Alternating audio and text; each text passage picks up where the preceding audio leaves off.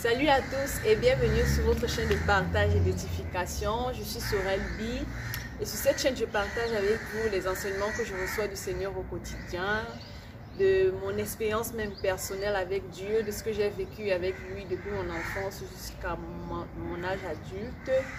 Et dans cette rubrique spécifiquement, je vous parlerai de ma naissance, de comment est-ce que je suis née, des circonstances de ma naissance et de l'enseignement que j'ai pu tirer de cela. Alors restez connectés jusqu'à la fin et soyez bénis.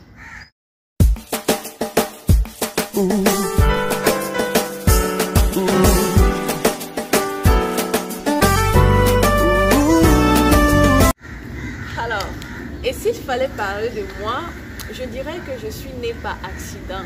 Oui, j'aime souvent le dire, je suis née par accident, je n'ai pas été programmée, ma vie n'a pas été programmée, mais pourtant je crois avoir été programmée par Dieu. C'est pourquoi le titre, non programmé par les hommes, mais programmé par Dieu. Alors, déjà, je m'appelle Sorel Gonganwanji, je suis née un 19 février 1991 à Douala. Et mes parents à cette époque-là étaient très jeunes. Ils ne m'avaient pas programmé comme je l'ai dit bien avant. Ils étaient des élèves. Chacun d'eux poursuivait sa vie, son école et puis ses études sans ambition de m'avoir à cet instant-là. Ils étaient copains, copines comme la plupart des jeunes et voulaient bien s'amuser, voulaient bien avoir une relation amoureuse comme la plupart des jeunes. Et voilà, je me pointe comme ça, sans signaler, sans programme. Et puis je viens presque changer les choses. Je viens chambouler la vie de mes parents. Je viens déprogrammer tout ce qu'ils avaient déjà programmé ou prévu ou envisagé pour leur vie. Je viens comme ça, je me pointe et puis je change tout. Oui. Et ça a été une chose pas facile pour mes parents. C'était pas une nouvelle d'ailleurs qui était la bienvenue. La nouvelle n'était pas la bienvenue parce que autant pour mes parents que pour mes grands-parents, parce que aucun parent ne souhaite envoyer son enfant à l'école et puis qu'il lui ramène une grossesse. Et pareil pour les élèves qui font leur vie, qui s'amusent et n'envisagent pas le pire en fait. À ce moment-là, c'était le pire. Mais j'estime qu'aujourd'hui, je suis plutôt une bénédiction. Laissez-moi vous dire. En fait, c'est comme ça, dans ces circonstances que je suis arrivée. Difficile pour mes parents, difficile pour ma mère, pour mon père, difficile pour mes grands-parents, ce qui fait que ce n'était pas une bonne nouvelle. Il y avait beaucoup de stress, beaucoup de challenges, beaucoup de mauvaises paroles, beaucoup de querelles, beaucoup de tout ce que l'on peut imaginer lorsque une jeune fille ou un jeune garçon vient de là présenter à ses parents que voilà, je suis enceinte ou bien ma copine est enceinte de moi, ainsi de suite. Vous pouvez imaginer tout ce qui s'est passé. Et j'ai quand même été gardée, j'ai quand même été préservée, pourtant j'aurais pu être avortée. J'ai quand même été préservée, j'ai quand même été gardée par la grâce de Dieu. Je suis née et j'ai grandi. Et je voudrais rendre grâce à Dieu parce que ça aurait pu être vraiment bizarre. Mon existence aurait pu s'achever à cet instant-là. J'aurais pu être supprimée tout simplement comme beaucoup de parents l'ont fait ou continuent de le faire. Beaucoup de jeunes en fait le font. Mais le Seigneur a permis que je sois gardée, le Seigneur a permis que je sois préservée dans le sein de ma mère et que je sois née et que je puisse grandir. Alors pour moi c'est une grande victoire, pour moi c'est une grâce d'être en vie, d'être née et encore dans cette famille-là. Et voilà pourquoi je dis que j'ai été programmée par Dieu, parce que la parole de Dieu dit dans la Bible que avant que tu ne sois née, je te connaissais. Avant que tu ne sois formé dans le sein de ta mère, je t'avais consacré. Oui, effectivement, je le crois. C'est une parole que j'ai reçue et que je crois en cela. Parce que effectivement, à cette époque-là, c'était un échec pour ma mère de m'avoir. À cette époque-là, c'était une honte pour elle, non seulement pour elle et pour mes grands-parents, pour ma grand-mère, mon grand-père. C'était un échec et c'était une honte, justement. Mais je bénis Dieu parce qu'il a tourné cela en bénédiction. Aujourd'hui, par la grâce de Dieu, je suis une bénédiction pour ma famille. Je suis une bénédiction parce que le Seigneur m'a permis de le rencontrer, le Seigneur m'a permis de le connaître et il m'a donné une vie, un style de vie qui a permis que mes parents soient fiers de moi, a permis que ma famille soit fière de moi et qui aujourd'hui, beaucoup me prennent en exemple en fait. Et voilà pourquoi je dis que j'ai été pas programmée par les hommes, mais j'ai été programmée par Dieu. Et j'estime que le Seigneur a bien permis que j'existe, que je vive, parce qu'il avait justement un plan à accomplir avec moi.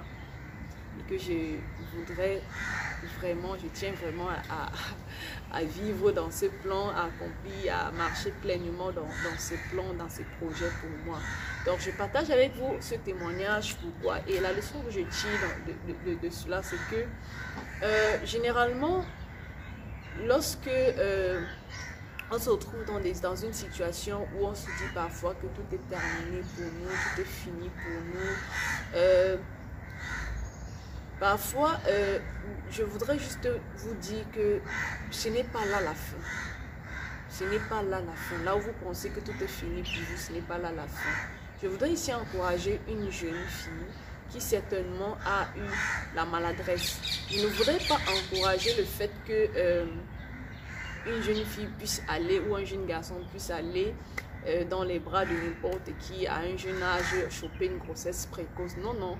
Mais je voudrais juste encourager quelqu'un qui est peut-être déjà dans ce cas et qui se dit, qui désespère. Peut-être elle est même déjà enceinte et elle désespère. Elle se dit qu'elle va avorter, elle veut avorter même. Je voudrais dire à cette jeune fille que ma soeur, je te conseille de ne pas avorter. Je te conseille de ne pas avorter. Et je voudrais également que ceux qui vont m'écouter puissent partager cette vidéo pour que ça puisse atteindre le maximum de personnes. Parce que si tu avortes, tu risques de le regretter. Tu vas le regretter.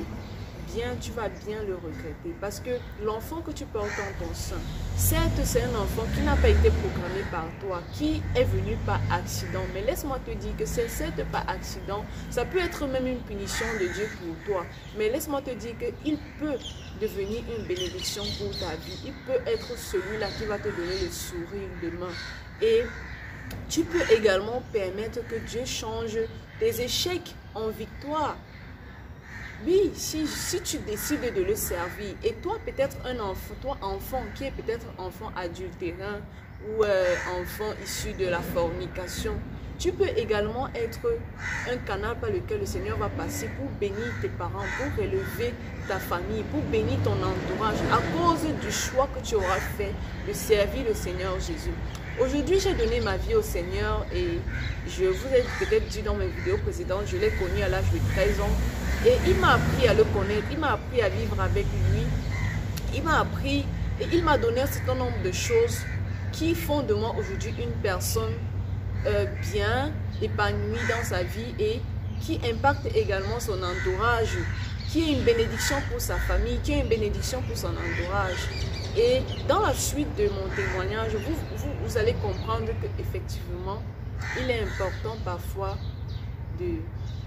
il est important, pas parfois, il est important, toujours important de faire confiance à Dieu, de recommander toutes choses en Dieu. Le plus important, ce n'est pas de rester dans son péché. Le plus important, ce n'est pas de rester là où on est tombé.